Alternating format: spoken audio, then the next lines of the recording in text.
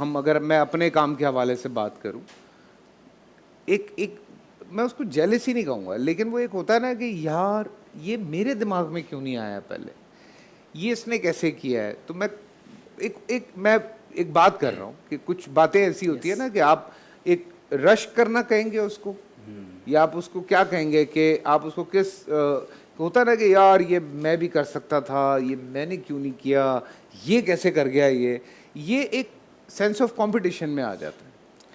بسم اللہ الرحمن الرحیم. عربی میں اس کے لیے الغبطہ کا لفظ استعمال ہوتا ہے, رشک کرنا. اور حسد کے ہمارے اہل علم نے 4 مختلف مراتب بیان کیے ہیں, اور قرآن و حدیث میں حسد کا لفظ ان مختلف معنی کے اندر استعمال ہوا ہے. حسد کے جو اگر آپ ٹیکنیکل معنی دیکھیں تو یہ دراصل ایک ایسی تمنا ہے کہ جس میں انسان کسی سے زوال نعمت کی تمنا کرتا ہے, کہ کسی شخص کو اگر کوئی نعمت نصیب ہوئی ہے تو وہ نعمت اس سے زائل ہو جائے. اب اس کے مختلف گریڈز بیان کیے گئے ہیں. پہلی جو صورت ہے وہ یہ ہوتی ہے کہ جو حسد کرنے والا ہے وہ یہ تمنا کرتا ہے کہ سامنے والے سے نعمت چھن جائے. یہ اس کا ایک خاص مرتبہ ہے, ایک خاص حصہ ہے کہ جس میں انسان کسی سے زوال نعمت کی تمنا دل میں رکھتا ہے. دوسری صورت یہ ہوتی ہے کہ اس سے یہ نعمت زائل ہو جائے اور یہ نعمت میرے پاس منتقل ہو جائے. اللہ, یہ اس کی ایک اور صورت ہوتی ہے. اس کی ایک تیسری صورت یہ ہو سکتی ہے کہ انسان یہ چاہتا ہے کہ سامنے والے کے پاس تو نعمت ہے لیکن میرے پاس اس کی مثل یا اس سے زیادہ بڑی نعمت آنی چاہیے تاکہ میں تکبر میں اس سے آگے جا سکوں. اور چوتھی صورت یہ ہوتی ہے کہ انسان یہ تمنا کرتا ہے کہ جو نعمت اس کے پاس ہے یہ میرے پاس بھی ہو, میرے پاس نہ ہو تو کوئی بات نہیں, اس کے پاس تو باقی رہے. اور اس کا سب سے زیادہ خطرناک جو مرحلہ ہے وہ یہ ہوتا ہے کہ یہ نعمت اس سے زائل ہو جائے, مجھے مل جائے, اگر مجھے نہیں ملتی تو نہ مجھے ملے نہ اس کو ملے, وہ نعمت بھی زائل ہو جائے اور دنیا کے اندر فتنہ اور فساد پھیلے, اور انسان عام طور پر کہتا ہے نہ کھیلوں گا نہ کھیلنے دوں گا. تو اس طرح کی جو ہے وہ جذبات یعنی جیلسی کے انوی کے پیدا ہوتے ہیں. لیکن ڈاکٹر صاحب جیسے کمپٹیٹرز ہوتے ہیں نا آپس میں, جیسے کمپٹیشنز ہوتے ہیں, تقریری مقابلہ ہے, اسپورٹس ہے, اور تو آپ کی نا ایک ریس لگی ہوئی ہوتی ہے. آپ کو پتہ ہے کہ یار یہ ایک بہت بڑا باکسر ہے, مجھے اس سے بڑا باکسر بننا ہے, تو آپ ایک کمپٹیشن کے لیے اپنے آپ کو تیار کرتے ہیں. یا کوئی بہت اچھا سنگر ہے, آپ کوشش کرتے ہیں میں اس سے اچھا سنگر بن جاؤں. کوئی بہت اچھے عالم ہے, آپ کہتے ہیں یار مجھے ان سے اچھا عالم بننا ہے, مجھے ان سے آگے جانا ہے. وہ رشک ہے, وہ رشک ہے. اور حدیث میں امام بخاری اور مسلم نے اس کو روایت کیا ہے کہ حضور علیہ الصلوۃ والسلام نے فرمایا لا حسد الا فی اثنتین, کہ حسد اگر کرنا جائز ہے تو وہ صرف 2 لوگوں سے کیا جا سکتا ہے. یہاں حسد رشک کے معنی میں ہے. اچھا, اب اس کی صورت کیا ہے؟ فرمایا کہ ایک ایسا شخص ہے کہ جس کو اللہ نے دولت عطا فرمائی ہے اور وہ اپنا مال اللہ تعالیٰ کے راستے میں خرچ کرتا ہے. تو اگر میں یہ رش کروں کہ اللہ نے اس کو اتنی بڑی نعمتیں عطا فرمائی ہیں, یہ کاش دولت مجھے بھی ملتی تو میں بھی اللہ کے راستے میں مال خرچ کرتا, تو فرمایا کہ یہ جائز ہے. ایک اور آگے بات جو حدیث میں بیان ہوئی وہ یہ ہے کہ اللہ تعالیٰ کسی کو حکمت عطا کر دے اور وہ اللہ تعالیٰ کی حکمت کے مطابق فیصلہ کرے. اور ایک حدیث میں یہ بھی ہے کہ کسی کو اللہ تعالیٰ قرآن کا علم عطا فرمائے اور وہ شب و روز قرآن کی تلاوت کرتا رہے, تو اس قاری اور حافظ کو دیکھ کر ہمیں ایک رشک پیدا ہو جاتا ہے.